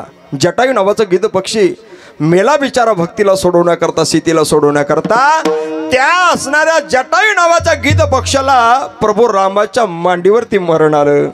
भीष्माचार्य पितामहाचं कर्म वाईट होतं दादा. स्वतःच्या डोळ्यासमोर दुःशासन द्रौपदीची साडी ओढतोय. दृष्ट कर्म डोळ्यासमोर घडत असताना वाणीत ताकद होती. एक शब्द वापरला असता, खबरदार दुःशासना जर द्रौपदीच्या अंगाला हात लावशील तर. एका शब्दामध्ये दुःशासन द्रौपदीच्या अंगाला हात लावू शकत नव्हता. एवढा पावर होता वाणीमध्ये. तो शब्द मुखातून बाहेर पडला नाही. हजारो बाणांच्या शेवटी मरण पत्करावं लागलं त्या भीष्माचार्य पितामहाला. जटायू, धन्य तो जटायू, मेला बिचारा. सीतामाईला सोडवण्याकरता तर प्रभू रामाच्या मांडीवर मरण. ज्याला देवाच्या मांडीवर मरण आलं काका, आणि देवाचं चिंतन करता करता मरण आलं, आणि देवाच्या डोळ्यासमोर ज्याला मरण आलं तो जन्म मृत्यूच्या विळख्यामध्ये पडेल का. अविनाश करी आपुली आईसे, लाभी मना पिसे गोविंदाचे. तुम्हाला सांगतो, रामायणामध्ये फार मोठे उदाहरण आहे. टणावरती उदाहरणं तुम्हाला सांगता येतील महाराज. राम वनवासाला गेले तेव्हा ते असणाऱ्या नावाडीने केवटाने महाराज प्रभूला आपल्या नावेमध्ये बसून पलीकडे सोडलं होतं. आणि 14 वर्षापर्यंत महाराज डोळ्याला पट्टी बांधून आणि प्रभू रामाचं तो स्मरण करत होता. याच्याकरताच देवाला पाहिलं ना, आता एकाही संसारी व्यक्तीला पाहण्याची इच्छा माझ्या जीवनामध्ये नाही आहे. मला पुन्हा माझ्या जीवनात तो प्रभू रामचंद्रच भेटले पाहिजे, देव भेटावा याकरता चिंतन करणारे, बोटर मोजणे एवढे असणारे भाविक आहे आणि उगा करायचं म्हणून करणारे हे टनावरती भाविक दिसतात. विठाला विठाला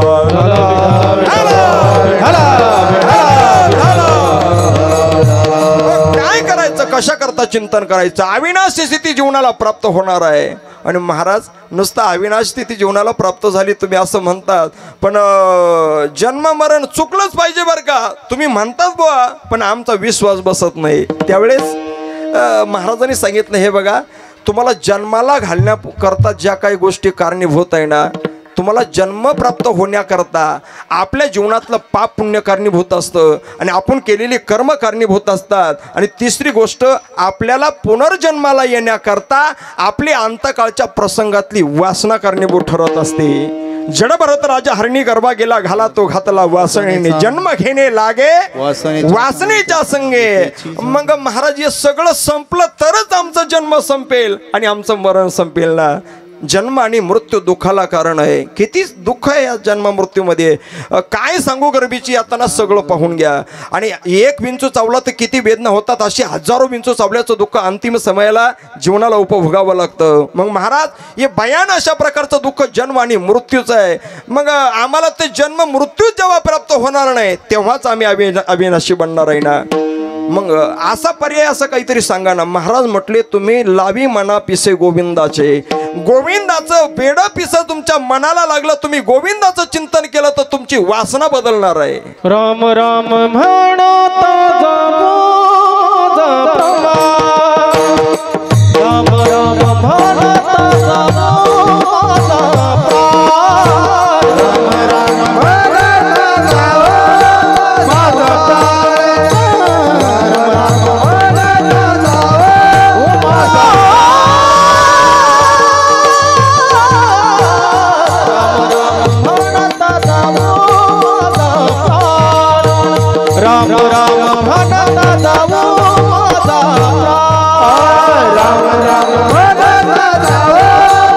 प्राण, राम राम म्हणता जावो माझा प्राण. हेची कृपा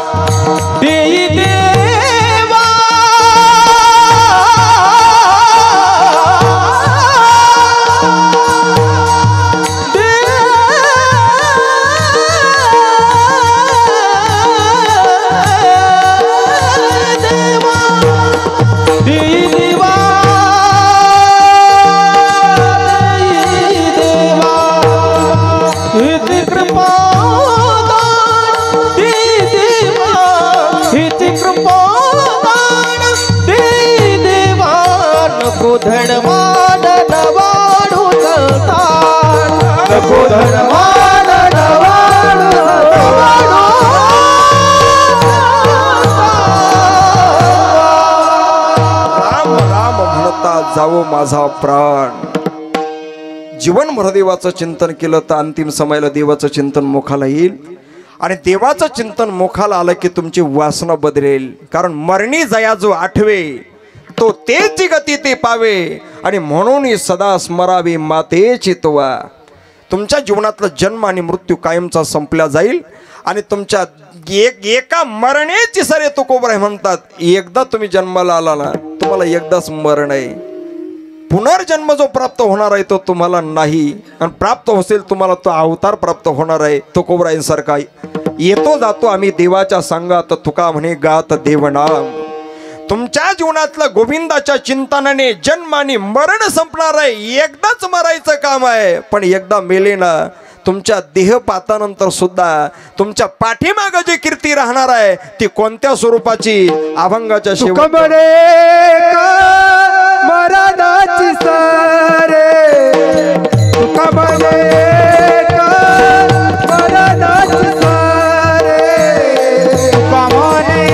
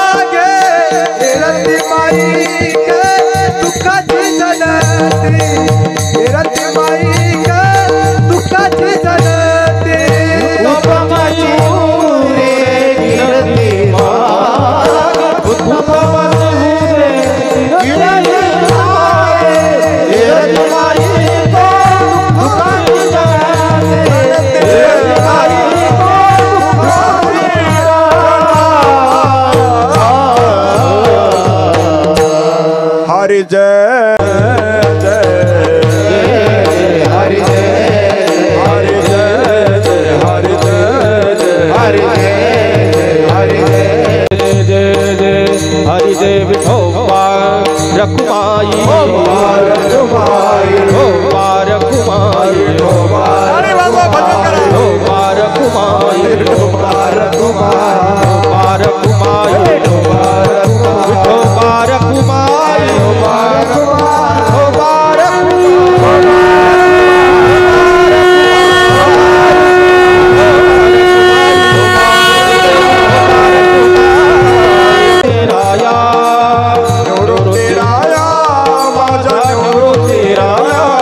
संचितात असा बॅलन्स करून ठेवा की तो अंतिम समयाला खऱ्या अर्थाने उपयोगाला येईल. जीवनामध्ये आपण केलेली चांगली कर्मच आपल्याला खऱ्या अर्थाने साक्ष देत असतात. महाराज गळ्यात माळ, कपाळाला गंध, आळंदी पंढरीची वारी आणि भजन कीर्तनादी जे काही कार्य तुम्ही जीवनामध्ये केलं ना दादा, हाच संचितामध्ये चांगला बॅलन्स खऱ्या अर्थाने पडेल. आणि तोच बॅलन्स खऱ्या अर्थाने देव नाही, देवाच्या बापाला सुद्धा मान्य करावं लागेल ह्या गोष्टी, की केलेली साधना आणि साधनेचं फळ देवाला द्यावं लागेल. आणि चित्रगुप्ताच्या यादीमध्ये सुद्धा तुमचं असणारं लिखाण चांगल्याच पद्धतीचं असणार आहे. आणि तुम्ही देह सोडून गेल्यानंतर सुद्धा यमाच्या नगरीमध्ये गेल्यानंतर महाराज तुम्हाला यमराजाला सुद्धा ही गोष्ट मान्य करावी लागेल गड्या, की 99% कर्म चांगलं केलेलं आहे. याला यमाच्या नगरीमध्ये पूर्व दिशेच्या दरवाजानेच प्रवेश द्यावा लागेल. यमधर्म सांगे दुता तुम्हाला येते ते सत्ता, जेते होय हरी कथा सदा घोष नामाचा. निश्चित पूर्व दिशेच्या दरवाजाने यमाच्या नगरीमध्ये ज्याला प्रवेश मिळाला ना दादा, त्याची देहपातानंतर कीर्ती कोणत्या स्वरूपाची आहे? उत्तमाची उरे कीर्ती मागे, तुका म्हणे एका मरणेची सरे. आणि त्यांची कीर्ती जशी ज्ञानोबराय तुकोबरायची कीर्ती, उभारीला ध्वज तिने लोकावरी, ऐसी चराचरी कीर्ती जांचे, ते हे निवृत्तीनाथ ज्ञानेश्वर सोपान. मुक्ताबाई ज्ञानदीप्ती कळा. आणि त्याच अनुषंगाने ज्यांच्या निमित्ताने आपला हा कार्यक्रम या ठिकाणी संपन्न होतो आहे ना, ते सर्वांचे सुपरिचित असणारे आपले विठोबा बाबा नाही का, तसं नावही विठोबा आहे आणि आपणही विठोबाचेच असणाऱ्या प्राप्तीचा मार्ग खऱ्या अर्थाने कीर्तनातून व्यक्त केलेला आहे. विठोबा बाबांना हे लोकाची यात्रा संपूर्ण आज जवळजवळ 1 वर्ष पूर्ण झालेलं आहे. त्यांच्या 13व्यापासून ते यमाच्या नगरीचा प्रवास करत होते काका. 87,000 योजन किलोमीटरचा यमनगरीचा प्रवास प्रत्येक जीवाला खऱ्या अर्थाने पूर्ण करण्याकरता तब्बल 12 महिन्याचा म्हणजे 1 वर्षाचा कालखंड लागतो. 13व्यापासून ते प्रवास पूर्ण करत होते. आजच्या दिवशी त्यांचा प्रवास पूर्ण झालेला आहे. माणूस मेल्यानंतर लगेच दुसऱ्या गतीला जात नाही, दुसऱ्या जन्माला जात नाही. त्याला केलेल्या कर्माचा भोग भोगावा लागतो. तब्बल त्या यमनगरीचा 87,000 योजन किलोमीटरचा प्रवास त्याला पूर्ण करावा लागतो. विठोबा बाबांचा आज प्रवास पूर्ण झालेला आहे. आता परिवाराची जबाबदारी आहे. पितरांच्या ऋणातून मुक्त होण्याकरता शास्त्राने काही विधी सांगितलेले आहे. दशक्रिया, 13वा महिना आणि श्राद्ध हे 4 प्रकारचे विधी शास्त्राने सांगितलेले आहे. तुम्ही सर महाराज आम्ही हे विधी केले नाही तर काय करणार आहे गेलेले पितर? जिवंत मनुष्य जे करू शकत नाही मेलेले पितर ते करू शकतात दादा. काही लोक म्हणतात पैसा भरपूर येतो पण टिकतच नाही हो. अरे तो श्राद्ध वडिलांचं पुण्यस्मरण तुम्ही यथायोग्य पद्धतीने केलेलं नाही. त्यांनी तुला शाप दिलेला आहे आणि त्या शापापटी तुझ्याकडून या गोष्टी प्राप्त होऊन सुद्धा तुला आनंद देत नाहीये. जर आपण यथायोग्य पद्धतीने श्रद्धेने जर हे कर्म केले ना तर महाराज तुका म्हणे पितृ आशीर्वाद देते आणि कल्याण इच्छिते सदा त्यांचे. गेलेले पितर या परिवाराला खऱ्या अर्थाने आशीर्वाद देत असतात. जीवनामध्ये 2 व्यक्ती अत्यंत महत्त्वाच्या आहे जीवनामध्ये, एक आई आणि दुसरा बाप. 1-2 मिनिटात आपल्याला सेवा संपवायची आहे. आईसारखं व्यक्तिमत्व जगाच्या बाजारात होणे नाही आणि बापासारखं व्यक्तिमत्व जगाच्या बाजारात होणे नाही दादा. जे पुन्हा पुन्हा जीवनात मिळत नाही दादा, एकदाच मिळतात. कौन सी है चीज यहाँ नहीं मिलती, सब कुछ मिलता है लेकिन माँ बाप की दुआ नहीं मिलती. पृथ्वीआड गेलेला सूर्य पुन्हा दिसतो पण मातीआड गेलेली आई आणि मातीआड गेलेला बाप जिंदगीत कधी दिसत नाही महाराज. आईसारखं प्रेम जगात कोणीच करत नाही आणि बापासारखा आधार जगात कोणीच देत नाही. आमच्यावर बरेच लोक प्रेम करतात, तोंडावर गोड बोलतात आणि तेच तंगडी तंगडी घालून खाली पडतात.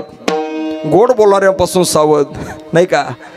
गोड बोलणाऱ्यापासून सावध. प्रेम हे सांगण्याची गोष्ट नाही आहे, प्रेम हे अनुभवण्याची गोष्ट आहे. प्रेम नव्हे सांगता, प्रेम नव्हे सांगता, दाविता बोलता, दाविता बोलता, दाविता बोलता. अनुभवे चित्ता चित्त जाणे. प्रेम सांगता येत नाही दादा. प्रेम करावं फक्त जगाच्या बाजारात आईनेच करावं. सबसे बडी हे माँ से बढ़कर कोई नहीं है. आई कठोर शब्दामध्ये बोलते, बाळा उन्हात मरू नको, सावलीत मर. पण मर शब्दामध्ये सुद्धा प्रेम करणारी ती माय आहे. विठाला विठाला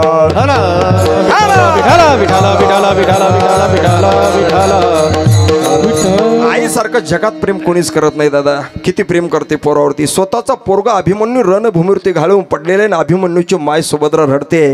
रडत असताना देवाने समजूत घालावी सुभद्रेची. सुभद्रे, तुला असल्या प्रसंगाला रडणं शोभत नाही. तू देवाची बहीण आहे, पंडूराजाची सून आहे, अर्जुनासारख्या वीराची पत्नी आहे. तुला असल्या प्रसंगाला रडणं शोभत नाही. रडणाऱ्या सुभद्रेने एकच उत्तर दिलं देवाला, देवा ही रडणारी सुभद्रा देवाची बहीण रडत नाही, ही रडणारी सुभद्रा पंडूराजाची सून रडत नाही, ही रडणारी सुभद्रा अर्जुनासारख्या वीराची पत्नी रडत नाही देवा, ही रडणारी सुभद्रा अभिमन्यू सारख्या मुलाची माय रडते. देवा तुला या जन्मात कळणार नाही, पुढच्या जन्मामध्ये तू एखाद्या पोराला जन्म देऊन बघ आणि तुझा पोरगा असा रणभूमीवरती घालून पडते, तेव्हा तुला काय आईची किंमत आहे ते कळेल. देवा विठ्ठला विठ्ठला.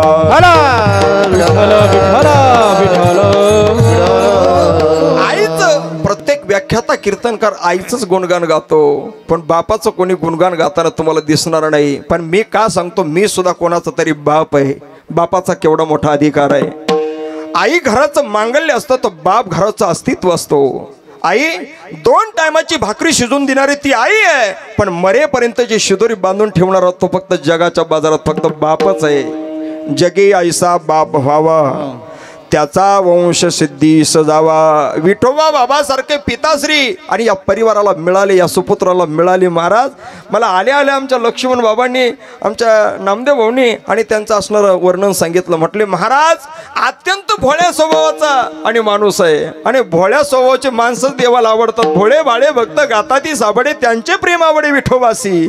ज्ञानीपुरुषाचं प्रेम देवाला आवडेलच असं सांगता येत नाही, कारण ज्ञानाच्या ठिकाणी अभिमान असतो पण भोळ्याच्या ठिकाणी अभिमान नसतो. भोळा माणूस म्हणजे काय सामान्य नाहीये. तुका म्हणे भोळा आणि जिंकू जाणे कळी काळा. विठोबा बाबासारखा बाप या सुपुत्रांच्या जीवनामध्ये प्राप्त झाला. महाराज मरेपर्यंतची शिदोरी बांधून ठेवणारा तो बाप असतो. आई डोळ्यासमोर रडते म्हणून आई आपल्यावर प्रेम करते. आपल्याला असं वाटतं बाप कधी रडत नाही का रडत नाही? बापाला संपूर्ण घराला आवर घालावी लागते.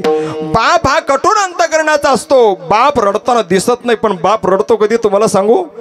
आपले 2 मुलं जेव्हा आपलं घर सोडून विभक्त होतात ना, तेव्हा महाराज किती कठोर अंतःकरणाचा बाप असू द्या, त्या बापाच्या डोळ्याला अश्रू आल्याशिवाय राहत नाही. बापाने केलेल्या कर्माची आठवण त्याला होत असते, त्याचं स्मरण होत असतं. हाडाची काढा केली, रक्ताचं पाणी केलं, रात्रीचा दिवस केला, राब राब रबलो, खप खप खपलो आणि ऐश्वर्य पोरासाठी निर्माण केलं. माझ्या डोळ्यासमोर मला हे दृश्य बघायला मिळतं. किती कठोर अंतःकरणाचा बाप असू दे, त्या बापाच्या डोळ्याला अश्रू आल्याशिवाय राहत नाही. आणि दुसऱ्यांदा बाप रडतो कधी तुम्हाला सांगू? आपली एकुलती एक मुलगी जेव्हा आपलं घर सोडून, आपलं माहेर सोडून जेव्हा सासरला जाते ना, तेव्हा त्या बापाच्या डोळ्याला अश्रू आल्याशिवाय राहत नाही. किती प्रेम करतो आपला बाप. पृथ्वीपेक्षा श्रेष्ठ अधिकार जरी आईचा असेल, पण आकाशापेक्षा उंच अधिकार ज्याचा आहे त्याला बापच म्हणावं लागतं, त्याला बापच म्हणावं लागतो. रडला बाप आपल्या पोराच्या वियोगाने.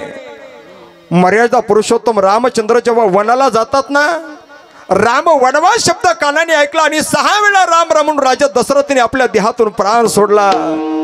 गोस्वामी तुळशीदासजी वर्णन करतात, राम राम कही राम कही राम राम कही राम. पोराच्या वियोगाने प्राण सोडणारा राजा दशरथासारखा बाप आपल्या जीवनात कधी आपण आठवलाय का? आपलं पोरग पाण्यात बुडून मरून एकारता बाळाला टोपलीत घेऊन गंगा पार करणारा वसुदेवासारखा बाप आपल्या जीवनात आपण कधी आठवलाय का? जगी ऐसा बाप व्हावा, त्याचा वंश सिद्धीस जावा. नाही का? बाप करी जोडी लेकोराची ओढी, आपुले कुरवंडी वाळवणी, एकाएकी केला मिराशीचा धणी. कडे वागवणे भार खांदी. बापाला असणारा मुलाचा बोजा होत नाही, मुलीचा बोजा होत नाही. पोरावर अत्यंत आधारयुक्त अंतःकरणातून आणि प्रेम करणारा जगाच्या पाठीवर फक्त बापच असतो, जगाच्या पाठीवर फक्त बापच असतो. असे वैकुंठवाशी हरिभक्ती परायण आमचे विठोबा बाबांना इहलोकाची यात्रा संपवून आज जवळजवळ 1 वर्ष पूर्ण झालेलं आहे. आणि त्यांच्या ऋणातून मुक्त होण्याकरता संपूर्ण असणारा हा कोकणी परिवार आणि या परिवारातली असणारी सभासद मंडळी, त्यांच्या भगिनी आहे सौ सिंधुबाई श्रीपतराव कदम आणि त्यांचे सुपुत्र आमचे शिवाजी भाऊ आणि आप्पाराम भाऊ. त्यांच्या मुली आहे चंद्रकलाताई तुकारामजी शेटे, तारुबाई चंद्रभान वागचौरे, मीराबाई दशरथ वागचौरे आणि नातवंड परिवार आहे मारुती भाऊ, कृष्णभाऊ, शांताराम भाऊ, समस्त कोकणे पाटील परिवार. या परिवाराने विठोबा बाबांच्या ऋणातून मुक्त होण्याकरिता श्रद्धेने करोती ती श्राद्धा, हा श्रद्धेने हे कर्म त्यांनी केलेलं आहे नाही का. वर्षानंतर विधी केला जातो आणि श्रद्धेने केला जातो म्हणून याला वर्ष श्राद्ध अशी संज्ञा आहे. म्हणून त्याला सुधारित भाषेमध्ये पुण्यस्मरण आहे. पुण्यवंत व्हावे घेता सज्जनांची नावे, तैशी मुक्ता ती निर्धारिता लाभे आपुलीच मुक्तता, जैशी दिपे दिशे पाहता आपली वस्तू. मुक्त पुरुषाचं सत्पुरुषांचं चिंतन आपल्याकडून जीवनामध्ये घडलं, आपलं जीवन सुद्धा मुक्त होत असतं. म्हणून विठोबा काकांच्या श्राद्धाच्या निमित्ताने, पुण्यस्मरणाच्या निमित्ताने हा कार्यक्रम या ठिकाणी संपन्न होतो आहे. आणि या कार्यक्रमाचा योग माझ्या जीवनात प्राप्त झाला. आपल्या परिसराचं वैभव आमचे परमस्नेही आमचे नामदेवरावजी पोळ, हरिभक्तीपरायण नामदेवराव भाऊंनी मला फोन केला, म्हटले महाराज तुम्हाला हा कार्यक्रम या ठिकाणी संपन्न करावा लागेल. आणि त्या निमित्ताने खऱ्या अर्थाने ही सेवा या ठिकाणी संपन्न झालेली आहे. आणि कार्यक्रमाच्या निमित्ताने सगळी वारकरी संप्रदायातले दिग्गज मंडळी या कार्यक्रमासाठी या ठिकाणी उपस्थित आहे. आमचे माझ्या उजव्या हाताला असणारे आपल्या परिसराचं नव्हे, तालुक्याचं नव्हे, आपल्या जिल्ह्याचं नव्हे, वारकरी संप्रदायाचं भूषण म्हटलं तर काही हरकत नाही. एकदा टाळी वाजवा त्यांच्या डावाने. चांगल्या माणसाचं वर्णन आपणच केलं पाहिजे. मी त्यांचं नाव घेतलं म्हणजे बाकीचे कनिष्ठ आहे असं नाही मला सांगायचं. अरे एक जणाचं नाव ज्ञानोबा तुकाराम म्हटलं की संपूर्ण संप्रदायाचं नाव होतं ना दादा. बघा ना तुम्ही. तसं आमचे आदरणीय परमस्नेही माझे हृदयविद्य सन्मित्र, महाराष्ट्राची गान कुकिळा म्हणायला हरकत नाही, सुरेल अशा प्रकारचं कीर्तन, गायन आणि मृदंग सर्व गोष्टी पारंगत आहे असे आमचे परमस्नेही हृदयविद्य सन्मित्र, गायन सम्राट, हरिभक्तीपरायण योगेशजी महाराज बोराडे, आदरणीय महाराजांची परम उपस्थिती आणि सुरेल अशा प्रकारचं गायन त्यांनी आपल्याला ऐकवलेलं आहे. मी त्यांना धन्यवाद मुळीच देणार नाही. मरेपर्यंत त्यांच्या ऋणातच राहणं माझं जीवन मी पसंत करेल. या ठिकाणी एक लाडकं व्यक्तिमत्व आपल्या परिसराचं आहे दादा. ज्ञानेश्वरी कंठस्थ आहे, ज्ञानेश्वरी पाठ आहे, मुखोद्गत आहे. आणि ते ज्यांचा आधार त्यांच्या जीवनामध्ये प्राप्त झाला आणि ज्यांच्या कुशीत राहून त्यांनी असणार हे ज्ञान जीवनामध्ये प्राप्त केलेलं आहे, ते फार मोठी व्यक्ती आहे महाराज. मोठ्याच्या संगतीत गेला तर माणूस मोठा होत असतो बरं का, आणि छोट्याच्या संगतीत गेला की माणूस छोटा होत असतो. आपले हरिभक्तीपरायण आमचे गाथा मूर्ती ज्यांना संज्ञा दिलेली आहे असे रामभाऊ महाराज राऊत, गंगापूर आश्रम, आदरणीय आमचे वैभव महाराज, त्यांच्याकडे खऱ्या अर्थाने शिक्षणाकरता होते आणि संपूर्ण ज्ञान त्यांनी आपल्या जीवनामध्ये प्राप्त केलेलं आहे. बाबांना मी धन्यवाद देणार नाही. तुमच्या ऋणातच राहणं माझं जीवन मी पसंत करेल. या ठिकाणी आपल्या परिसराचं वैभव सुखदेव महाराज आहे, आमचे काकाश्री, बरोबर सगळे महाराज, आमचे लक्ष्मण बाबा नाही का, ही सगळी असणारी आपल्या परिसरातील तरुण तडफदार आणि हे वारकरी संप्रदायाचे भविष्याचे मानकरी आणि सर्व असणारी टाळकरी, भजनी मंडळ, वारकरी, या ठिकाणी आमचे नामदेव भाऊ, हे सगळे मंडळी या ठिकाणी एका पायाचे ना, त्यांना एकच पाय आहे महाराज. आपल्याकडे 2 असे माणसं आहे. ते विठ्ठल बाबा चुळके एक होते बरं का, आहे म्हणजे आहे, त्यांचा आहे तोच पाय खऱ्या अर्थाने मोडला म्हणजे संप्रदायाचं खूप फार मोठं नुकसान झालं नाही का. तसे आमचे आदरणीय हरिभक्तीपरायण, त्याला पाय तो वारीला जात नाही आणि तुम्ही खऱ्या अर्थाने वारीच्या उद्देशाने आणि कुबडी घेऊन खऱ्या अर्थाने निघाले आहात. तुम्हाला द्यावे तेवढे धन्यवाद थोडेच आहे.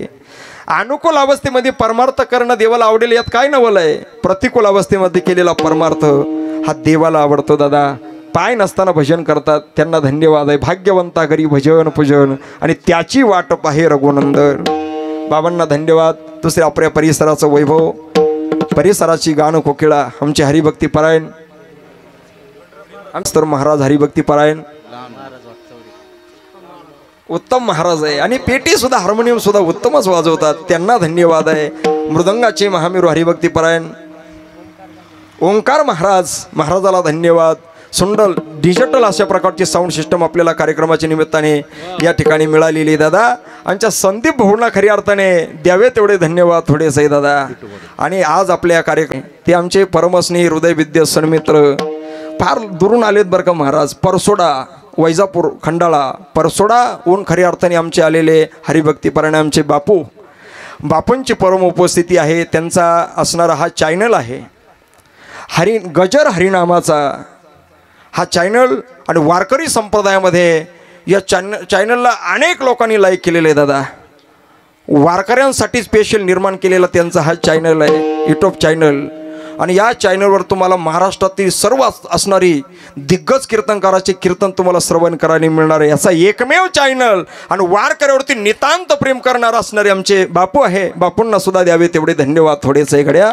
म्हणून या सेवेमध्ये जे काही थोडंफार पुण्य या ठिकाणी संपन्न झालं असेल ना ते वैकुंठवासी विठोबा काकांच्या चरणी आपण समर्पित करायचं आहे. आणि सर्वानुमती जाता जाता देवाला एकच प्रार्थना करायची की भगवान या सर्वच भाविकांच्या जीवनामध्ये सुख समृद्धी संतती सफलता असं सर्वांचं ईश्वर चरणारविंदी सदोदित प्रेम राहो हीच परमेश्वराच्या चरणी मी विनम्र प्रार्थना करतो. माझ्या झालेल्या ईश्वरी सेवेला या ठिकाणी पूर्ण विराम. ज्ञानेश्वर माऊली ज्ञानराज माऊली ज्ञानेश्वर माऊली महाराज.